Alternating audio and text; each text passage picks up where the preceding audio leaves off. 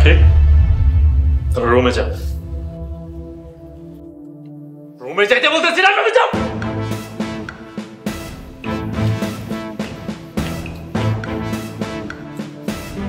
আমি তোমাকে কিচ্ছু বলবো না, জাস্ট বাসা থেকে বের হয়ে যাও, সময় মাত্র 5 মিনিট। আমি না কিছুই বুঝতেছি না কি হইতেছে। সময় চলে যেতেছে, সময় মাত্র 5 মিনিট। 1 সেকেন্ড দেরি হলে আমি কিন্তু ঘাট ধাক্কা দিয়ে বের করে দেব। আমি জানতাম কাজল এই এতিমের কপালে এত সুখ সহ্য হইব না।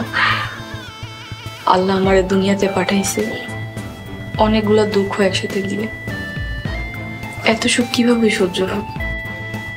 সুখ না, চুরি করতে পারলে সুখ না। চল আর তুই এই মুহূর্তে এই বাসা থেকে বের হয়ে যাবি। তোরে আমি 1 মুহূর্ত দেখতে চাই, যা বের হয়ে যা। যা। মামা দাঁড়াও।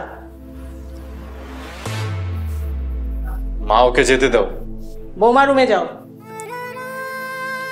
কি বললাম? রুমে যাও।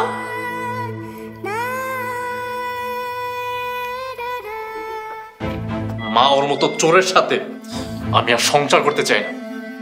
বিয়ে করার আগে ভাবিসনি সারা জীবন অভাব অনটনে বড় হওয়া একটা মেয়ে এত টাকা পয়সা সম্পত্তি দেখে লোভ তো হতেই পারে, এটাই তো স্বাভাবিক, তাই না?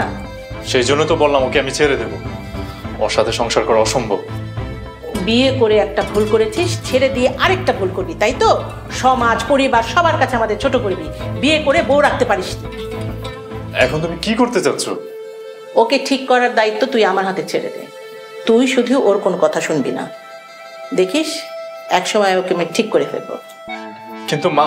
কোনো কথা না, নাস্তা করে অফিসে যাবি, যা রেডি হয়ে অফিসে যা। আমি আর কোনো কথা শুনবো না। একটা কথায় মাথায় রাখিস, ওর আর আমার ব্যাপারে তুই কোনো নাক গলাবি না। এবার যা। মা, এটা তুমি কি করলা? বল বর্ডার থেকে ক্যাচ ধরে ফেলছো? কাহিনী তো বুঝলাম না। এত সহজে তো আমি এই মেয়েকে ছেড়ে দেব না, এবার হবে আসল প্রতিশোধ।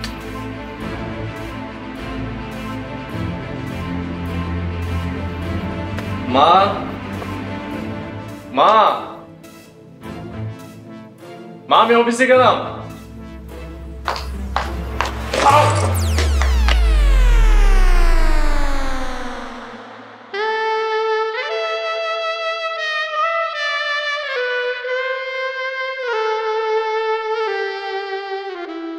বিয়ে করেছে তলে তলে এই অবস্থা?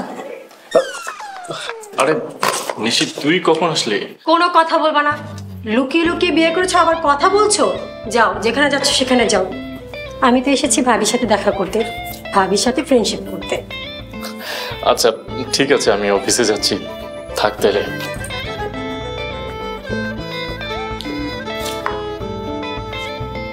ভাবি, ও ভাবি, ভাবি।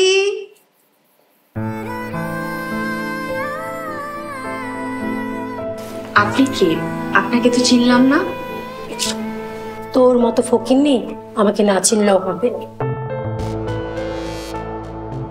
শোন ফকিন্নি, আমি নিশি আর কাজল হলো ভোমরা। ভোমরা নিশিতেই যায়। নিশির কাজল, কাজলের রেখা বাদ। কথা কি ক্লিয়ার নাকি ভেজাল আছে? ভাবি, অনেকগুলো কাপড় ময়লা হয়ে আছে, একটু ধুয়ে দাও না প্লিজ ভাবি। এত ঢং করে বলছিস কেন? চুলের মুঠি ধরে ঝাঁকিয়ে বল। আহ খালামণি, সবাইকে একরকম করলে চলবে? এক একজন এক একটা করতে হবে। কেউ কেউ চামড়া তুলবে আর কেউ কেউ লবণ মাখাবে। আমার প্রিয় আখি ননদিনী, তুমি আদর করে করে লবণ মাখিয়ে দিও। আমি তো এটাই চাইতেছি, তোমরা ছিলবা আর আমি আদর করে মশলা মাখাবো। তুই কি মনে করেছিস তোকে এমনি এমনি আমি ছেড়ে দেব? হ্যাঁ, আমার ছেলেকে বিয়ে করেছিস না, আমার মান সম্মান সব নষ্ট করেছিস তুই। তোর এমন অবস্থা করব আমি, তুই বাঁচার জন্য ছটফট করবি। আমাদের সবার কাজ তো তুই করবি, এই বাড়ির প্রত্যেকটা কাজ তুই করবি। কালকে আমার বুয়া আসতেছে, আমি বুয়াকে পায়ের উপর পা তুলে খাওয়াবো, তোকে দিয়ে বুয়ার কাজও আমি করাবো। কি রে এখনো দাঁড়িয়ে আছিস কেন?